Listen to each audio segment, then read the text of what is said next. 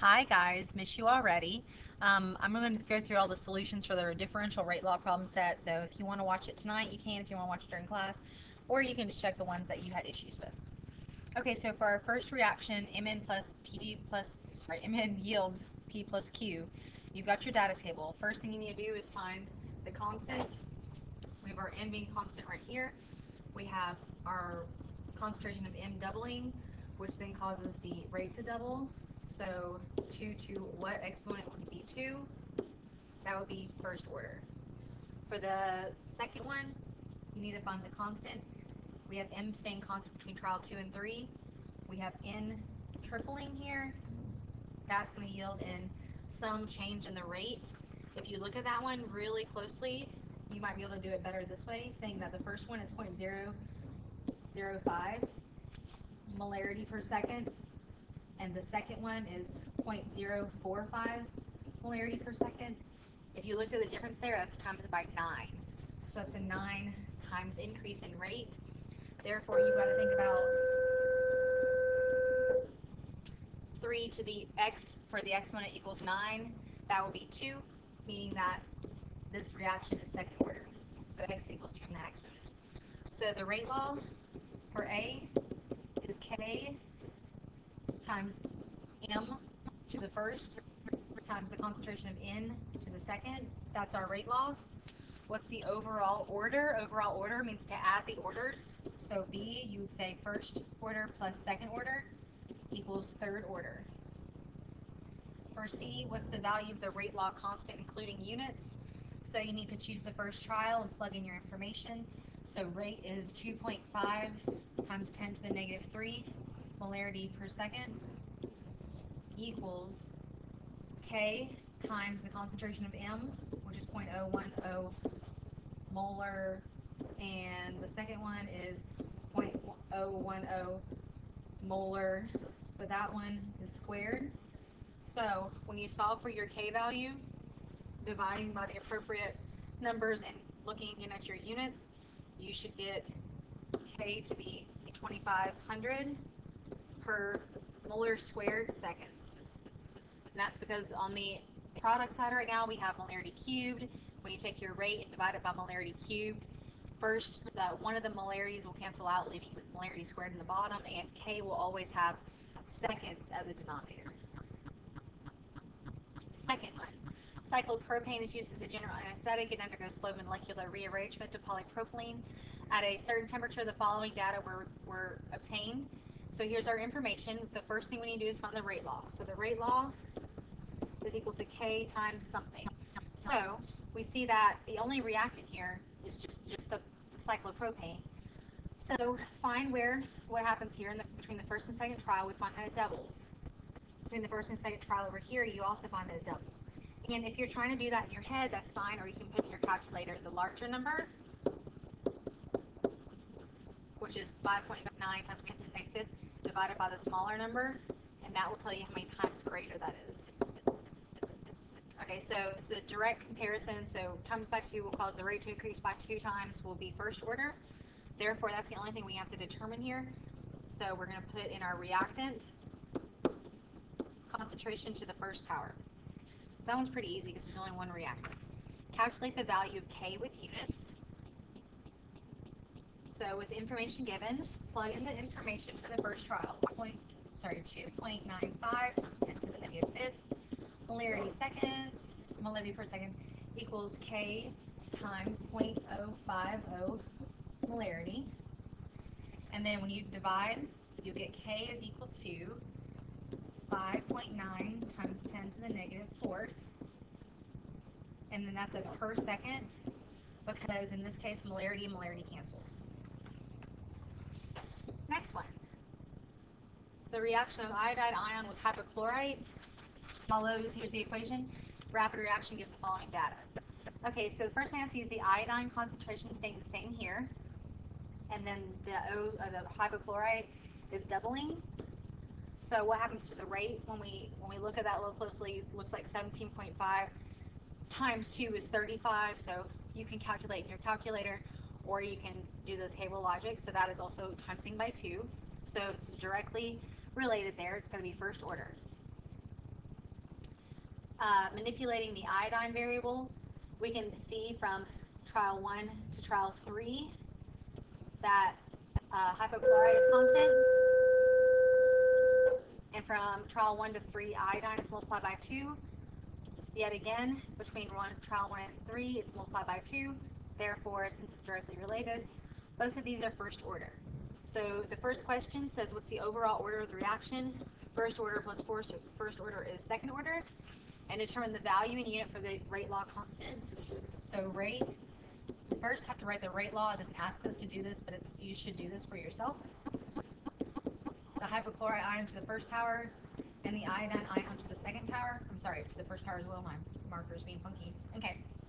So plug in information, 1.75 times 10 to the fourth molarity per second equals K times 1.7 times 10 to the negative 3 molarity to the first times that same number. So technically you could do that squared, but I'm going to show my word like it says to in the rate law.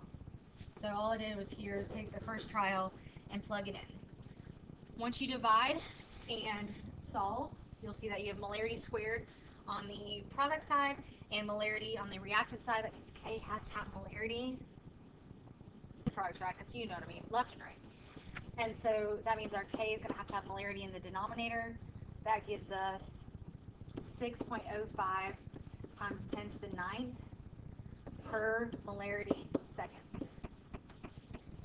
Okay, the formation of small amounts of nitric oxide, which this is nitrogen iodide there, in automobile engines in the first step of formation of smog. Here's the VCE for that. Given the information, determine the rate law and then the rate constant. First thing you see is that between trial 1 and 2, nitrogen monoxide is constant there, and this one is quadrupling, so that's times 4. What happens to the rate? So if you can do this in your head, that's great, or you can do 28.4 divided by 7.1, so 28 divided by 7 is 4. So this one's multiplied by 4. Sometimes you'll get something that's approximately a whole number, so it's round to the whole number. So if we multiply our concentration by 4 and the rate multiplies by 4, then this is first order. For the second one here, the only constant on the oxygen is between the second and third trial, which if we look at the nitrogen monoxide, we'll see that this is multiplied by 3. And then you need to figure out what happens with the rate change. So you can do 255.6 divided by 28.4. That should give approximately 9. So 3 to some unknown order will give us 9. So in our case, we know 3 squared is 9, so x has to equal 2.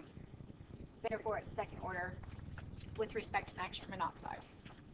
So the rate law, we just need to write out, rate is equal to K times O2 to the first and NO to the second. For B, what is the rate constant? So we need to obviously plug in our first trial once again. 7.0 molarity seconds equals K times concentration of oxygen, 0.0010 molar, to the first power, and concentration of nitrogen monoxide to the second power. That's molarity there. So we see molarity cubed on the right, molarity on the second, on the first side. So we need to see molarity squared in the denominator of this K rate constant. And this is lowercase k. I don't know how to make that small k. Okay, because we're going to deal with other k's later on this year. That value is 7.1 times 10 to the 9th per molarity squared times seconds. All right, we're almost done. At a certain temperature, the following data were collected because the lowercase k, the rate constant, is temperature dependent. So sometimes it'll give you temperatures. They don't really mean anything for our actual solving, but it's just important to say that. Okay, so looking at the data, you see that the hydrogen stays constant between trial 1 and 2. The ICL doubles. What happens to the rate? It doubles, meaning that we have first order ICL. For the next one, you see that from trial 1 to 3, ICL is constant. And from 1 to 3, what happens to the rate? In this case, this is decreasing by half, and for the H2, it is also decreasing by half. So you can compare 1 to 3 and see that they both decrease by half, meaning it's first order because it's directly proportional. Or you can revert back and say, okay, from rate 3 to rate 1, what has happened? If you just look from the bottom to the top, you'll see that it's being doubled there. But it's being doubled as the rate and a concentration change, so it's still first order. Doesn't matter which way you look at it. So rate here is K times ICL to the first and H2 to the first. Once you plug in your data for the first trial, 0.0015 molarity per second equals K times 0.10 molarity to the first, 0.10 molarity to the first. You see that you have molarity squared on the right, molarity on the left. That means that K has to have molarity in its denominator to cancel out one of those. That answer is 1.0 times 10 to the negative 2. Oh, just lied to you. That means rate is equal to 0.15 per molarity times seconds. So you can, obviously do the math in your calculator, but make sure that you really focus on your units. You'll see that I'm keeping up with my units the whole way. All right, last one. For the reaction here, here's our data. So between the first and second trial, OH is staying constant while the first reactant is doubling. What happens to the rate? It also doubles. So you can look at the information there and see that. Meaning that this is first order in reference to, that's organic compound. Second, it's kind of hard to see the next one to use. So you could compare, you need the H2s, the first reactant stay constant. You could compare this one to this one, where that one is constant, and the second reactant is doubled.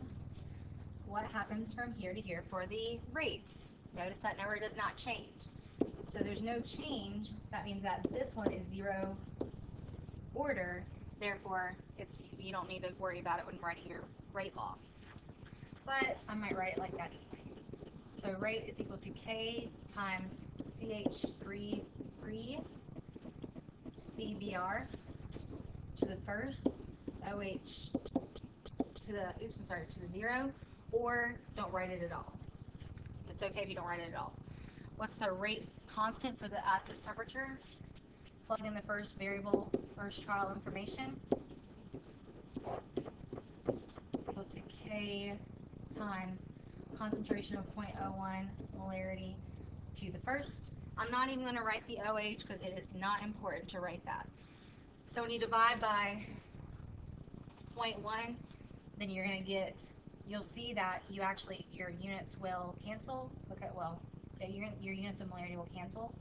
So this right here, K, is equal to 0.01